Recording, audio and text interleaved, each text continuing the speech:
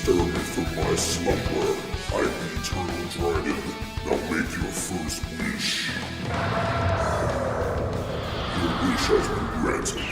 Here's your host, Tim Bridgewater. With that being said, now we're going to switch over to the episode talk for the week. So, of course, this episode of Rock the Dragon podcast, episode 100, is going to cover episode 100 of Dragon Ball Super, titled Rampage, A Crazed Warrior's Savagery Awakens. And the second I read that title, I pretty much just slapped myself on the forehead and cried myself to sleep, because I already knew who they were talking about when they put that in the title. And we already talked about this. I talked about my feelings about Kale and Caulifla and the Super Saiyan transformations. I went into a pretty good amount of detail on it. I think it was episode 94. Whatever episode that was when Caulifla first turned Super Saiyan, I broke it down. My feelings on it, why I don't like it, why, etc. So if you missed that, go back and listen to that. I'll talk a little bit about that on this episode, but I probably won't go into as much detail as I did then. But anyway, let's talk. Let's talk about this. All right, so of course we have to remember here that Krillin just got his ass eliminated. All right, at the end of episode 99. It's not something that we were necessarily expecting. I wasn't expecting, but that was the whole point. Nor would I have wanted Krillin to be the first person from Universe 7 to get eliminated. Okay, I talked about that before. I know most of you guys probably haven't even had a chance to listen to episode 99 yet, because I just put it up about 2 days ago. Okay, but once you do get a chance to listen to that, you'll get my deep sort of thoughts on that. But now we've got the rest of Universe 7 kind of realizing what happened, and they're saying that it's okay. We can do this with 9 people. We have to do it with 9 people. We just have to stay focused. And we get a little commentary, a little opinions here from Android 17 and 18. It's kind of weird because I feel like Krillin is sitting all the way back in the bleachers. Okay, and for some reason they can hear each other perfectly, and I feel like they shouldn't be able to hear each other at that distance. But whatever, that's a silly nitpick. But yeah, 17 is like, hey man, way to go and get eliminated. Not cool. And 18 is like, I can't even call you my husband right now. You wasted all that money on that home gym and you got knocked out. Oh man, poor Krillin, man. How did Krillin and 18 ever end up together with her being the opposite of him in every way? I don't know. I guess opposites attract. And then of course Champa has to put in his 2 cents because he's over there gloating and laughing, and because he just wants to show Beerus up. And he mentions that Saiyan Vegeta is about to be the next victim. So then we go back to Vegeta, because remember last episode, Vegeta was taking on this weird Batamo Magetta combination with Batamo, right? That's the name? Batamo? Batamo sitting on Magetta's shoulders. And then he kind of flies off to a different part of the ring, and then they just disappear all of a sudden, which is weird. I didn't get that. And all of a sudden, Cabba shows up, and he's walking toward, and it's in a very funny, quick moment. These 2 guys come out of nowhere and try to attack Cabba, and he just knocks him completely out the ring, just instantly. But Cabba's walking up like he's some kind of badass. And I'll tell you something, man. These damn Saiyans in Universe 6, they need to have a seat, okay? Have a seat. Have several seats, because I'm not liking the attitude that these guys. I mean, they're Saiyans, so they're supposed to be kind of proud and, whatever, and arrogant and stuff, but it just doesn't really fit Cabba because he's really gentle and stuff. So for him to be walking up like Vegeta, and he's like, unless you bow out now, we'll have no choice but to fight. It's like, man, do you know who you're talking to? How are you going to tell the guy that showed you how to turn into a Super Saiyan that he better bow out? You obviously learned nothing from Vegeta. You learned nothing if you think that's going to scare him. Because he was beating the piss out of you the last time he saw you. He made you turn Super Saiyan. Anyway, Vegeta's just kind of like, whatever. So we see Hit, and Hit is over there just kind of whooping this robot's ass, which I love, because these little stupid robots that I don't know. I feel like these robots don't belong in this tournament. I mean, I get it. In their world, they're probably not robots, right? They're probably just these that's probably what they look like. Where at least in Magetta's species. Now, these other ones are creations, I think, because I'm pretty sure this is the same universe that were actually, we saw them creating these robots. And it was supposed to be all that, but they're just getting whooped. Because then we see the little Supreme Kai with the glasses talking about this robot who is just, just gotten whooped. And Hit uses his time skip and just kind of plucks this thing out of the ring. So, I feel like, yeah, I like that.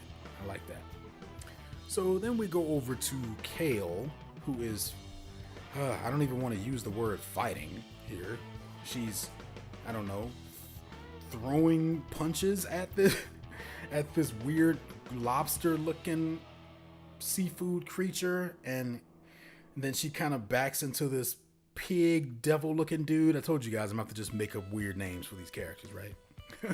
So he picks her up by her hair, and they're basically just gonna pummel her for the next couple minutes.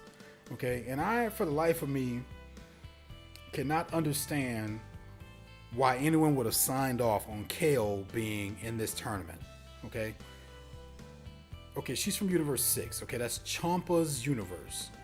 Why would Champa have ever agreed to have this girl as a part of his team? Unless he knows about her weird rage transformation, but I don't think he does, because it only happened once, and we didn't see anyone talking to Champa about that and telling him about it. And unless he saw it with his own eyes, which he didn't, I mean, it's safe to assume that she clearly can't just go to this state whenever she feels like it, right?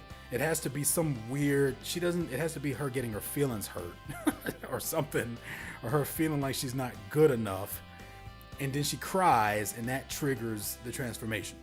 So Champa shouldn't even know about that transformation, so it would make zero sense that she would even be on the team, right? I mean, or am I missing something? Because this girl doesn't want to fight. She can't fight. She's a Saiyan, but she doesn't fight. She's just getting beat up here, and it's kind of, I don't know. I don't really like this character, but I don't want to see her get beaten up because she's so timid and quiet and shy, and she's getting pummeled. It takes me back to that moment in Dragon Ball Z where Videl was getting the shit beat out of her. But at least Videl was a fighter. Videl, she was trying to fight. This is just sad. Anyway, I think we all know why this is happening, right? This is all supposed to just sort of contribute to her transforming later. These guys pretty much knock her damn near out the ring. Caulifla jumps up in the sky, catches her, and they're kind of having this moment, this, I guess, a tender moment where Kayla's just saying, "Oh, I'm sorry, I failed, Caulifla, yada, yada, yada." It's still not clear exactly why this girl, is so... why she feels like she has to impress Caulifla so much. But I mean, we'll talk more about that, in a little bit, and as well as after the episode, once we get to the emails. But these guys are kind of teasing them and saying, "Oh, she's crying, and I bet she's a good crier too," talking to Caulifla. Now, I've talked about the character of Kale and how it's just not a good sort of portrayal of women. I think to just have this girl who just kind of cries all the time, and she's super emotional, and when she cries, she turns into a super rage bitch. But they kind of balance it out with Caulifla, because Caulifla's the opposite. So Caulifla is a strong example of women, because she doesn't take any shit, and she's defending her friend, and she said there's going to be some crying, all right, but it won't be from me. And once again, I'm not crazy about these new Saiyans. I talked about this, but I tell you this, I love Caulifla's voice, like the voice actors that they have for her. It's pretty perfect. I mean, I think that's exactly what she would sound like, So she powers up the Super Saiyan. She rushes over. She kind of just starts beating the shit out of these guys. which I wish I felt, but it was kind of like, because once again, we don't know these characters. I'm not invested in Caulifla. I'm not invested in her relationship with Kale. Maybe it would mean more to see her sort of react that way if we knew more about those characters, if we spent more time with them. But we're just told that these are Saiyans and they're women, so I guess we're supposed to be excited about that. No, give us a good story first and foremost. Now she basically gets this guy all the way to the ring, to the edge of the ring. Well, no, sorry. He gets her to the edge of the ring. She powers up, and then she just basically does like a belly-to-belly overhead suplex. Slams this dude down, breaks off that entire section of the ring, and he just falls and he's out. And it was pretty cool. It was pretty cool. I'm not gonna lie. It was definitely cool. So then she rushes back over to Kale, okay, and they're having this moment where, you know, where Kale, of course, is doubting herself, and Caulifla is trying to reassure her that, you know, just believe in yourself, you know, just, you know, whatever, go all to rage mode. But this girl just doesn't. She's not interested in this. So they decide to pick on Goku. Caulifla's like, hey, what do you say we take care of that guy? Meanwhile, Goku is over there in this circle with this Yardrat dude, which he's not actually from Yardrat, right? I don't remember what Goku said when he first showed up, but that dude's not from Yardrat, because Yardrat would have been in Universe 7, and this dude is from a different universe, right? Now, so that means he's from some other universe version of Yardrat, right? Because like I said, if he was from Yardrat, he'd be on Universe 7's team, because Yardrat is Universe 7 planet. So he's obviously from another, it's just something close to that. But the idea is that he's supposed to be from Yardrat, right? Because he's got the Yardrat outfit on, and he's doing he's just instant transmissioning all over the place. So, and he's talking all this shit, and then Caulifla just kind of flies up and just knocks that dude out of the ring. I don't know if it was out of the ring, but he definitely flew off into the distance. Okay. And now this is where we get a conversation here where Caulifla is talking to Goku, and she's saying that, hey, I saw you do a different sort of Super Saiyan transformation earlier, and I want to know how to do it. And Goku's like, it was Super Saiyan Blue, and she's like, yeah, just show us how to do it, and then we'll go ahead and whoop you and whoop everyone else, because that makes sense. That makes no sense at all. Yeah, I'm going to teach you how to go Super Saiyan Blue so you can beat me and then beat everybody else. Okay, yeah. There's obviously these Universe 6 Saiyans have no logic, do they? It makes no sense. And Goku's like, I'm not sure either of you rookies are ready to handle that kind of power. And when he said that, I was like, thank you. Because that's how we feel. That's how we feel as fans of the show. Like, who are these new people to show up and be like, oh, I want to go Super Saiyan Blue? No. Okay. That took a lot of years and years of hard work, but apparently that doesn't matter much now when it comes to this kind of stuff. So we'll see. We will see. So Caulifla is talking about Kale. She's trying to get her to transform. Okay. But Kale's not to the point to where she can just transform at will. And then she mentions this whole back tingle thing, and which I never want to hear that again. And then she starts grunting and trying to squeeze out. And someone please take that clip and put fart sounds under it, please. I might have to do it myself, because that's what she looks like she's trying to do. Take a fart or a poop, one of the two, or both. But I don't know. Once again, I'm not a fan of this back tingling shit. Okay. So she's trying to do it. And I mean, obviously what they're doing here is that they're trying to create a scenario to where we've got Universe 7 Saiyan, Universe 6 Saiyan showing off abilities, learning transformations, learning similarities and differences, which could have been cool, but it just feels super rushed and really awkward here, because there's no reason that you would do all of this stuff logically, right? It's like the writers are just trying to force this out, and they didn't do a good job of kind of making it feel like it was organic, in my opinion. Because Caulifla's like, oh, whatever, I'll show you a real transformation. So then she powers up, and oh my goodness. Not only does she power up, she goes to like ultimate, like ultra Super Saiyan form. Okay? The big, muscly, buff Saiyan form. Not Rage Broly buff, but, you know, big muscles. The one that Trunks went to against Cell. Remember when Trunks was holding back all that power, but he was afraid to show it because he didn't want Vegeta to...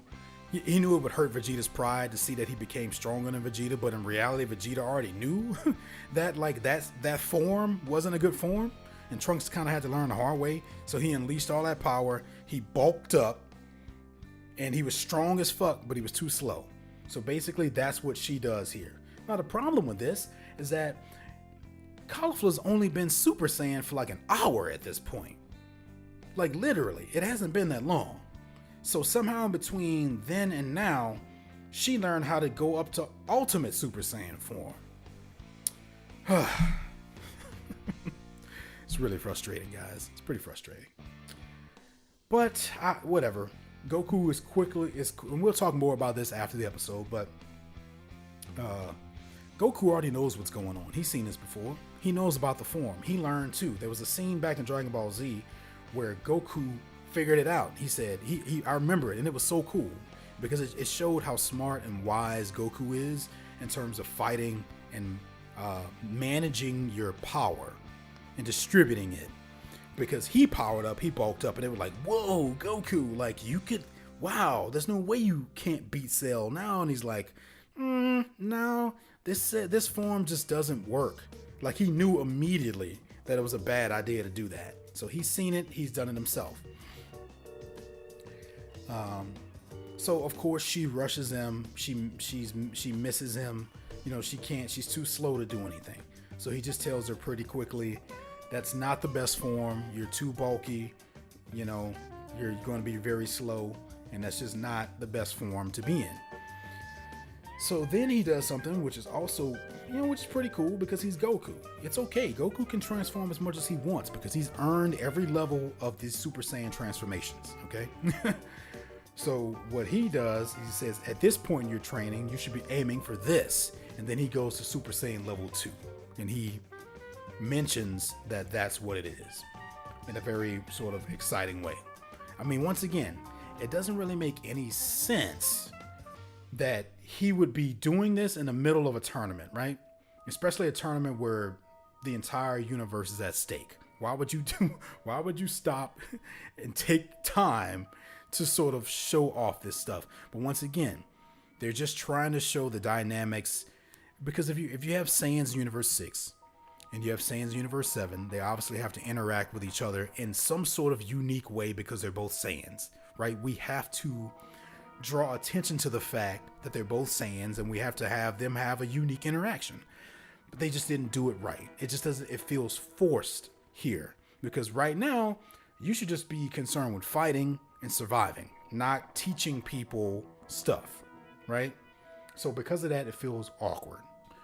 Okay, so then, Goku says that, and then Caulifla says something that just really made me want to rip every piece of cotton out of my couch. I wanted to rip my pillows up.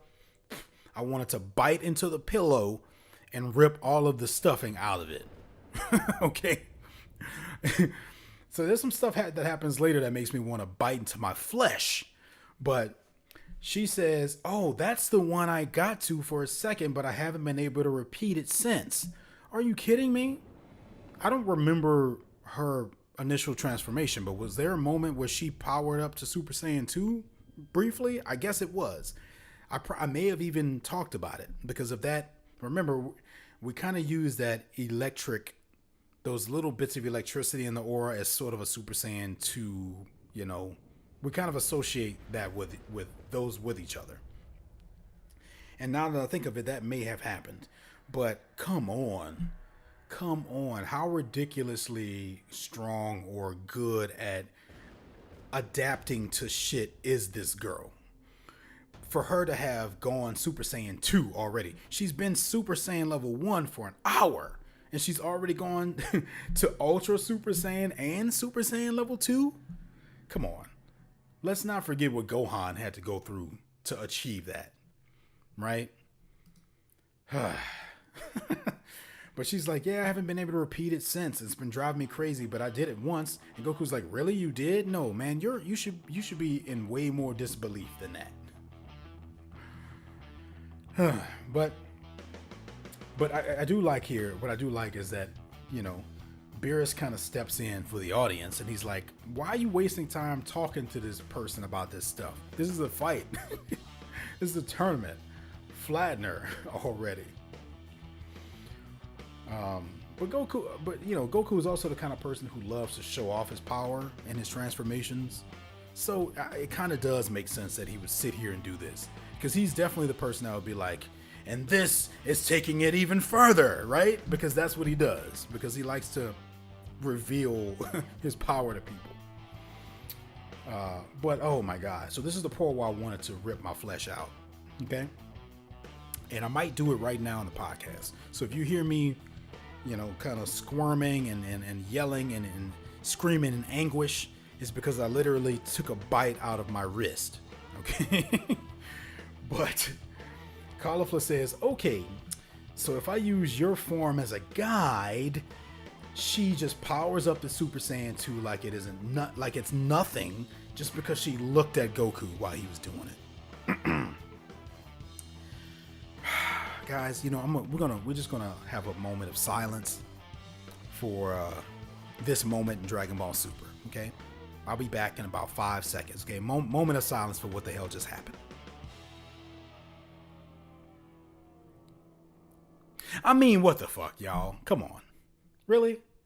We're gonna have this character just go level 2 like that? Oh, that looks cool. Done. Oh my gosh. We'll talk more about this, but needless to say, it's stupid. Okay?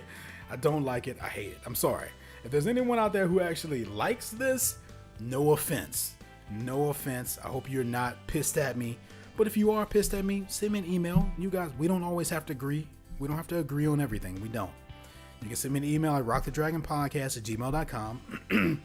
Tell me why you're okay with this, and I'll read it on the podcast, and we can talk about it. You know, we can talk about it as fans and friends. There doesn't have to be any sort of arguing going on. Sorry, I've been talking for a very long time, but yeah, I don't like this. Okay. So then Goku mentions, I was like, oh, don't do it, Goku. Don't mention Super Saiyan 3 to her. My God, don't say anything about that, because the last thing I need is Caulifla going to Super Saiyan 3 right now. That's the last thing we need to see, because he's like, oh yeah, you know, before you know it, you'll be going to level 3. And she's like, there's a level 3? And I'm thinking to myself, please don't do it. Don't. And thank goodness they didn't do it, because the last thing I need to see right now is a Super Saiyan 3 Caulifla. Now, would I like to see that aesthetically from a design perspective? Sure, because I think she looked very cool Super Saiyan 3, just because of her, she's got that eye shape, you know, and just her design is pretty cool. So like seeing her hair go Super Saiyan 3 might have been kind of interesting, but no. I'll just have to fantasize about what that would have looked like, because I didn't want to see that happen. So then we get this moment where, of course, they have to kind of spar, right? And they're both Super Saiyan 2 now. Ugh, man, Caulifla, why? So yeah, they just go at it for a couple seconds, and then that's pretty much it. It's almost like, you know, she's testing out her new powers, and Goku's just kind of humoring her at this point. You know, because he also gets pleasure out of this, right? He gets enjoyment out of letting someone test their abilities against him, because he's just Goku. He likes that. He loves to see how strong people can get, and you know, he wants to see that. So in that way, for that reason, I guess it does make sense that he would stand there and talk her up and be like, "Let me show you how to go Super Saiyan Blue." Oh, it shouldn't be that easy, man. It shouldn't. So they get a moment. They get a moment, you know. And while I hate all of this, whatever, you know. So Kale walks up and she's saying, "Hey, I'll transform now, you know, if you need help or whatever." So Caulifla just kind of rushes Goku, and now Kale is feeling kind of left out. She's feeling like she's not contributing. She feels like she's not really helping Caulifla. So she's like, "Don't worry, I'll back you up." And she just sends this little ki blast over. And this moment is so weird. Goku's like, "I hate to ask, but this is our fight. Can you stay out of it?" And that hurts Kale's feelings, which makes her feel like she's, you know, like interfering, which I don't know. Just the way they went about transitioning into this is just not good. It's like they needed to get they need to get Kale to a point where she felt useless, hurt, and that she wasn't contributing and that she wasn't helping Caulifla. But they did it by Goku making her feel like she was interfering, which makes zero sense because this is a battle royale. Okay? This is a Royal Rumble. There's no such thing as a one-on-one fight in this thing. It makes perfect sense that she would try to jump in the fight. But from a writing perspective, to try to get her to that point they needed her to be at to transform, they decided to make this moment out of it where Goku's like, "Could you stay out of it?" Goku would never even do something like that normally. He would like to fight 5 people at once. Why wouldn't he? He's Goku. So it's just not their best moment writing wise, because they just needed to get Kale in a position where she could, you know, become emotional and start crying and shit. And then we get this over dramatic little sequence with her tearing up over nothing, and she falls to her knees and she says, "Now you're making it sound like, you know, or whatever, like I'm not good enough, like I always let her down." And we know what's coming at this point. We know what's coming because apparently this is what triggers it. And she does make sort of a comment, you know, that kind of lends to, you know, maybe there's a deeper sort of relationship or maybe feelings or something like that for Caulifla, but we'll talk more about that. But yeah, so then she starts to power up, and here we go. You know, we've got Super Kale, Rage Kale, I don't know, whatever they're calling it. Legendary Saiyan Kale, I don't know. So she powers the hell up, which we knew this was coming. And of course, now she's just going to rage out. And of course, we have to show the other characters sort of reacting to it. So yeah, Kale basically starts to freak out because, well, in this form, you can't really control a lot. Like, she kind of rushes both of them. And Caulifla down there flies out the ring. But Hit uses his time skip ability to stop her from flying out. Okay? Which, I don't know. I would have been perfectly fine with Caulifla getting her ass knocked out of the ring. But it does show good teamwork by, you know, by way of Universe 6 for doing that. So we get Vegeta's commentary, we get a little bit, you know, and then Goku kind of walks up and he says, "I'm glad you're showing me what you're finally made of." Vegeta saying, "Don't, you know, be careful, don't get sloppy." And then he says something that Vegeta says that could be the legendary Super Saiyan form that our ancestors talked about. Okay, that's a very big line in this episode and for the series, right? For him to say that, because we know that there was talk of a legendary Super Saiyan all the way back in early episodes of Dragon Ball Z. Okay, and when Goku became the Super Saiyan, they kind of made it sound like that's what he was doing. He was becoming the legendary Super Saiyan. But then Vegeta became a Super Saiyan. So then they said, "Oh, wait a second. Goku can't be the legendary one because now there's more than one." So then they created Broly. And Broly was supposed to be the legendary Super Saiyan. But then Broly wasn't canon.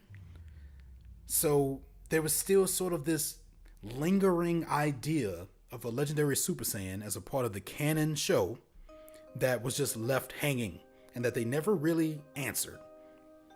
I guess this is their attempt at doing that. They're trying to close a loophole that they started 20 years ago with this by saying maybe Kale is a legendary Super Saiyan. Now, I thought that they were doing that with the Broly movie, right? Why else would you make that canon? But now they're saying, okay, I guess maybe Kale is, and maybe it's possible to have more than one. Apparently it is. So this is a legendary Super Saiyan form, you know, according to Vegeta, or at least it could be.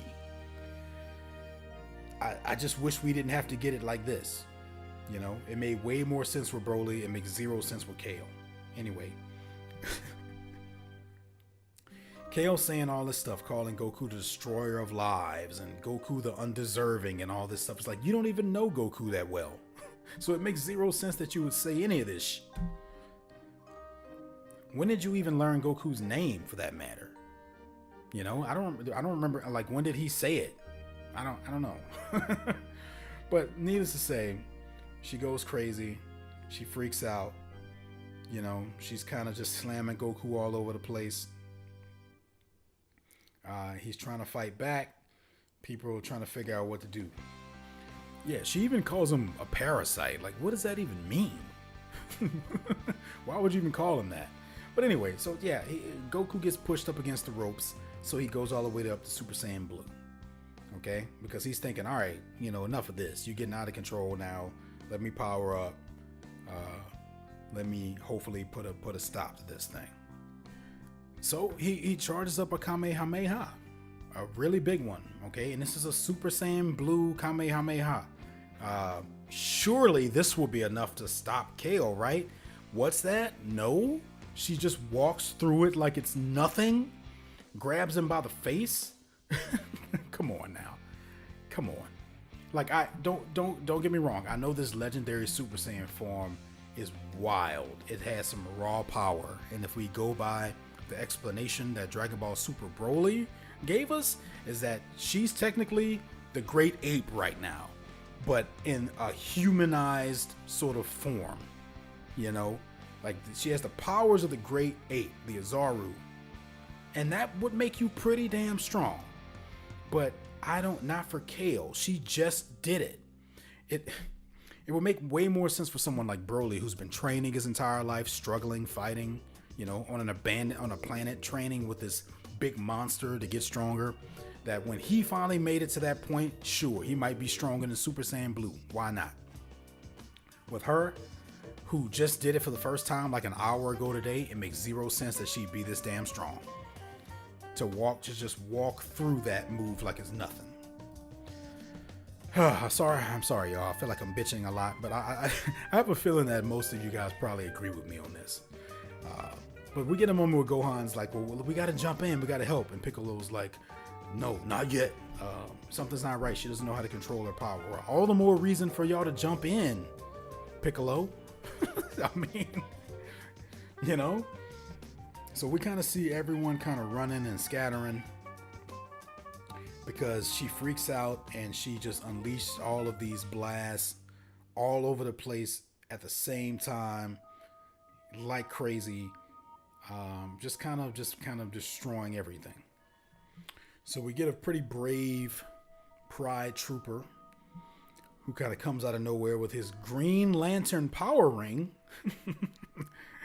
You know, and I'm sorry I didn't think of this sooner, but the Pride Troopers seem like the Green Lantern Corps, right? Like they have the full body suits, and the way that guy used his powers just now was very reminiscent of like Green Lantern.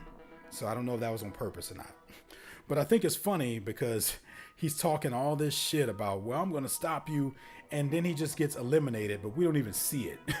They just cut to Grand Zeno pushing the little icon on the iPad to say he's eliminated. I thought that was funny.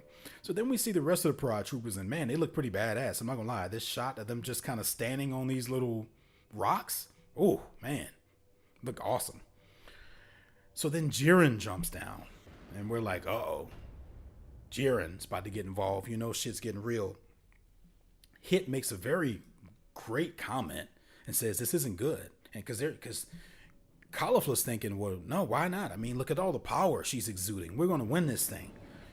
But Hit is like, if she kills somebody, she's disqualified, right? So she kind of yells over to her to bring it down a notch. Meanwhile, we've got Jiren about to get involved in this thing.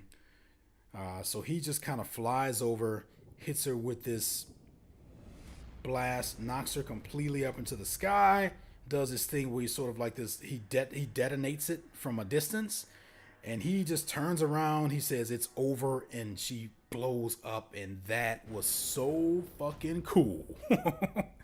That was so cool to see that. Because not only is it cool because, well, yeah, finally somebody's shutting Kale up, but secondly, to see Jiren use his abilities like that was pretty sweet. Gives you an idea of his level of power. No one else could stop Kale, and he just did it like it was nothing. Okay? So she flies back down. I don't know why someone didn't take that opportunity to knock her ass out of the ring, but okay, fine.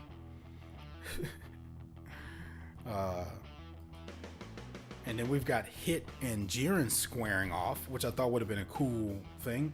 But then Goku kind of peeks his head out, and then Hit uses an opportunity for them all to escape. And I'm pretty sure they flew. I'm pretty sure they flew away. Go back and watch that moment again. Okay? When Hit says we can use this opportunity to get away, they fly. That was flight. That was not jumping. Okay, Hit's knees do not bend at all. Like, they hovered into the sky and they flew away. Okay? No one is supposed to be able to fly here, remember? I don't know if the writers just forgot there or what, because I'm pretty sure that was flight. You could argue and say they jumped, but no, jumping doesn't look like that. You know, when people jump on this show, you see them bend their knees, they jump straight up in the sky, it's animated a certain way. But they just kind of fly up and they hover up into the air and like leave. Especially Hit. Because it looks like flight. Anyway. We've got Goku and Jiren squaring off now. Okay. Now I don't think for one second that they're about to fight. Because I heard a little bit about Goku and Jiren. I know that's a pretty big fight. There's no way they're going to start this fight this early when we still got 60 episodes left of Dragon Ball Super. Okay, so I don't expect this to actually turn into anything, but it's kind of cool to see them square off and kind of look at each other. I think this kind of foreshadowing that's probably going to be the biggest fight of the entire tournament. Okay, so that is where the episode ends. So what'd you think about that, guys? What are you saying? Send me an email at rockthedragonpodcast@gmail.com. Man, we're closing in on a solid hour and a half or so of the podcast, and I'm okay with it. Because this is episode 100. There's not going to be a ton of episodes this long where I talk this much. So I hope you guys are still with me. I hope you're enjoying it. And at this point, we're going to switch back over to What Are You Saying? And we're going to get back to these last few emails, and then we'll kind of close it out. All right. Once again, have any questions, comments, concerns, send me an email at rockthedragonpodcast@gmail.com. Okay, the first email here I have is from Andrew. This was short and sweet. Says episode 100. Congratulations, Tim. You made it to the 100th episode of the podcast. Can't wait to hear your surprise. How about that Kale? Thanks. Keep up the good work, and I'm hoping for 100 plus more podcasts. You're your buddy. Whew, Andrew, I'll tell you one thing. If there's 100 more episodes of this thing, that means a lot of shit has changed. For one, that means Dragon Ball Super has come back, right? Like they continue from where they left off at, and it also means that this thing has grown a good bit, and that you guys have, that I'm somehow sustaining myself financially to some extent doing this thing for another 100 episodes, which would be great. It'd be great. I mean, who wouldn't want to like make money talking about something that they love, right? Shit. But thank you so much for saying that, man. And you said, how about that Kale? Well, I think I've already kind of touched on that a lot, so you think you kind of know my opinions on it, but don't worry, we'll talk more about it in a minute. Steven writes in. Steven's been listening for a very long time too. Steven has already shared my music video several times, man. I appreciate that. Thanks so much. Says, hey Tim, Hope all is well. It's been way too long since I've written in. So Kale just referred to Caulifla as her one and only. Is she Dragon Ball's first LGBT character? If so, that's so freaking awesome. Best, Steve. I did notice that. I noticed that, Steven. I don't know if I thought about it like that though. I think, because I guess in this world you kind of never know what people's intentions are. I mean, it does kind of see, she definitely has some sort of affinity, some sort of affection for Caulifla that is more than just a standard friendship, because she's so afraid to disappoint her. She's so sad at the thought of her being disappointed, sad, being hurt and stuff. So and she does make that one and only comment. And a lot of times with animated shows, because it's very, especially ones that air on like network television and stuff like that, unfortunately they have to be very careful about how they portray these characters, because they're thinking about kids and stuff. And look, trust me, I don't necessarily agree with it. I think it should be totally 1,000% normal to have same-sex couples in all entertainment, okay? Because it is normal, so why wouldn't you show it? But not, unfortunately, the rest of the world doesn't feel that way. And this is something I talked about on The Legend of Korra. I don't know, on Republic City Report was the name of the podcast, but I talked about The Legend of Korra. There was, on the very last episode of The Legend of Korra, they revealed that Korra and her best friend Asami they had feelings for each other. Okay, these were two women, okay, that had feelings for one another. But they had to be so careful about the way they did it. They couldn't show them kiss or anything like that. So they did these other more subtle things that kind of gave off that impression. Now that very well could be what they're doing here. By just having her say my one and only, that could mean that she's secretly in love romantically with Caulifla, which would be totally fine.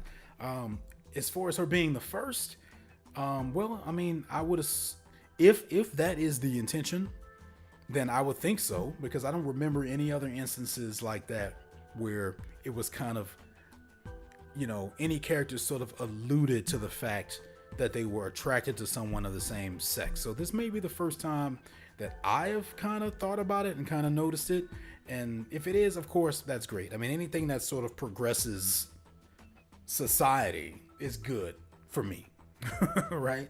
So yeah, that would be cool. I don't know if they'll, turn it into anything else, if they'll sort of explore that more. I mean, I hope they do, because I think it would help. I think it would help us be a little bit more okay with these transformations and all this stuff we're seeing from Caulifla and Kale if we knew their backstories. And then maybe we can say, oh, well, now it makes sense why this and this and this. But we haven't gotten any of that. We're just getting a bunch of like last minute transformations that have all happened in like the last hour. So, but yeah, that would definitely be cool. I hope you're right about that. Okay, and the last email here is from Evan. Evan, I kind of saved your email for last because we're gonna kind of get back into this Kale stuff a little bit here as a part of your email. So Evan writes, "Hi Tim, congratulations on reaching 100 episodes. This episode represents a monumental commitment to your passion for Dragon Ball, and I'm grateful that you stuck with the podcast all this time." Evan, thank you so much for saying that, man. That means a lot, man. It means a lot. I love when my longtime listeners say stuff like that. So thanks, man. Okay, after watching episode 100, I felt the need to share my thoughts on Universe 6's Saiyans. To put it bluntly, I absolutely hate them. I hate their scrawny forms, their undeserved power boosts, and pretty much everything about their demeanors. In a world with as many unbelievable elements as Dragon Ball, I find Caulifla's instant upgrades to Super Saiyan and Super Saiyan 2 to be the most baffling. I detest Kale, who somehow shrugged off a full power Super Saiyan Blue Kamehameha without even defending herself, and also was embarrassed to be asked to not interfere in a one-on-one fight in a battle royale, all caps. I am continually dumbfounded by Goku and Vegeta's ability to mess around with these lesser power Saiyans when all of existence is on the line. I just want Vegeta to big bang their stupid faces out of the ring. With that being said, the Tournament of Power has been an excellent showcase for top-notch action scenes and rich character moments from many of the Z fighters. Jiren and Hit are both exciting antagonists for our heroes. The Zenos continue to provide hilarious moments. Dragon Ball Super has really hit its stride. Now, someone please just knock these super poser Super Saiyans out of contention so I never have to hear from them again. One final question. Do the Grand Minister and some of the angel attendants seem downright sinister to you? Thanks, Evan. Evan, thanks for writing that, man. I love your emails and I love how honest you are in them. It's just, I don't know, it's just something about it. It's just, I appreciate it because that's how I try to be on the podcast. You know, like I've never had any sort of reservations about saying what I don't like about this show. You know, this isn't that kind of podcast. I'll tell you the truth. You know what I mean? It doesn't matter. I love Dragon Ball and I love Dragon Ball Super, but there's a lot of shit I hate about it. And I'm with you 110% on this. Okay? I agree. This stuff with these Universe 6 Saiyans has just gotten out of control. Okay? I was willing to kind of let Cabba slide. A little bit. I wasn't thrilled with the idea that he could be taught how to become Super Saiyan in 10 minutes or whatever, the way he was. But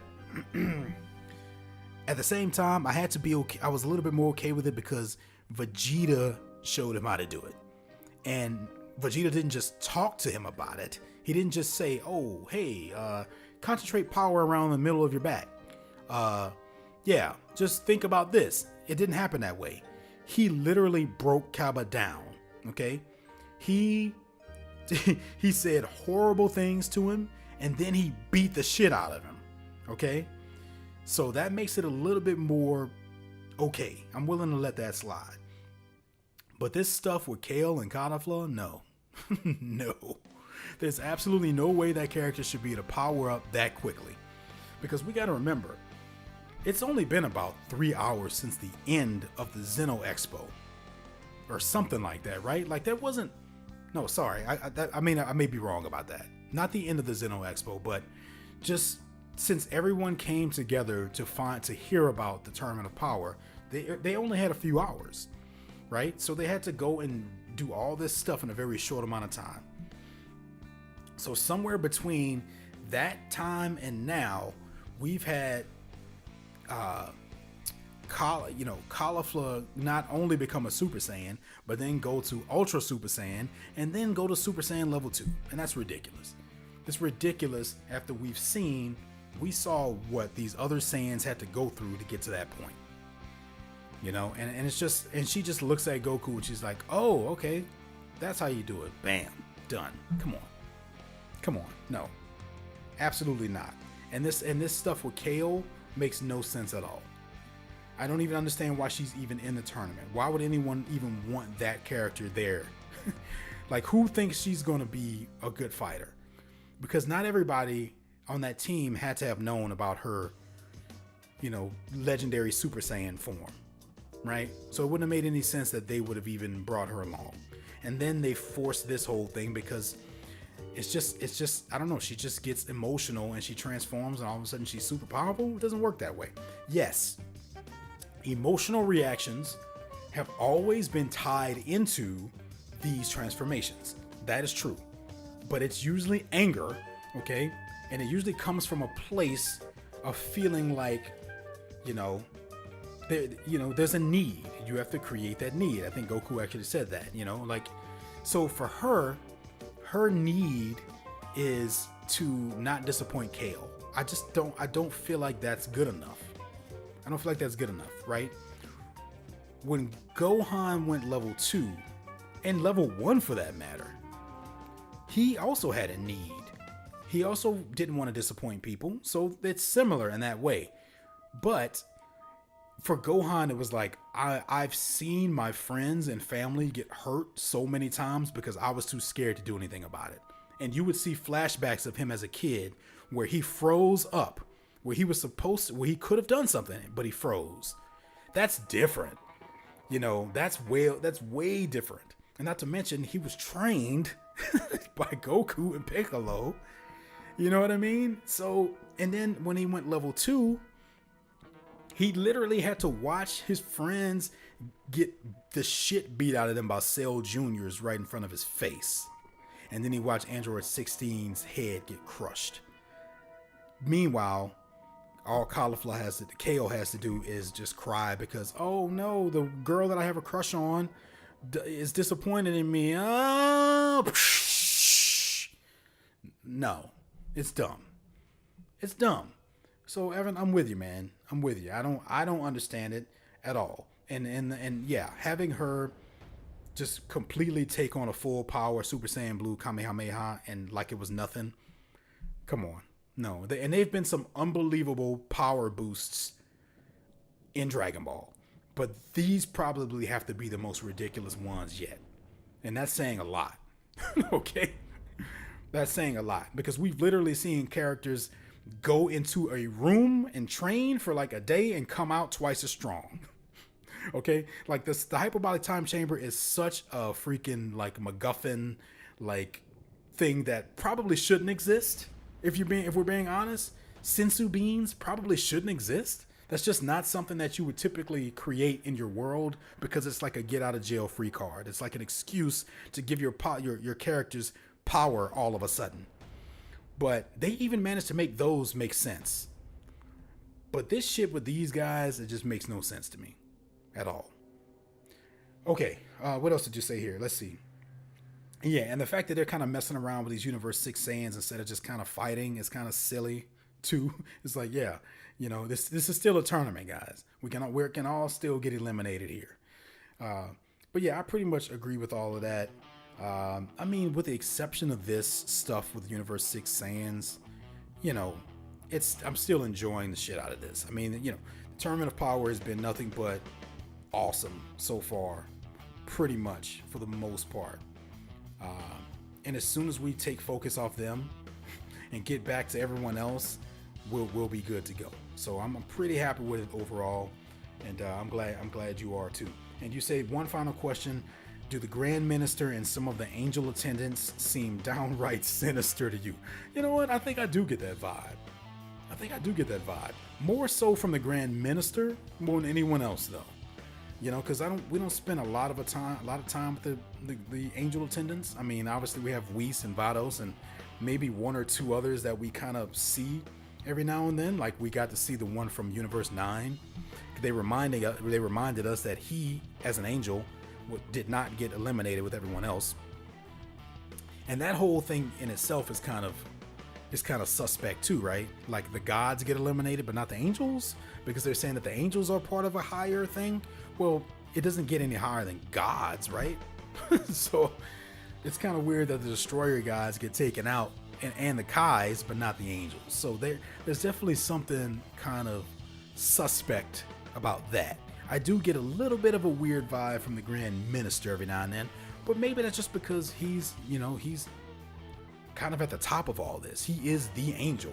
He is the angel attendant to Grand Zeno, the most powerful, omnipotent being in existence, as far as we know. Wouldn't be in the Dragon Ball world, they always have to top it, right? And it's like, wait, no, this is actually an ultra grand Zeno. Grand Zeno was actually the son of the ultra super grand Zeno, and there's like a grown-up version of Zeno who's really the strongest one. Like, oh gosh. But yeah, so there's definitely a little bit of a sinisterness coming from there. Do I think it's going to turn into anything? Probably not, but there's definitely a little bit of a vibe there. So yeah, I agree with you.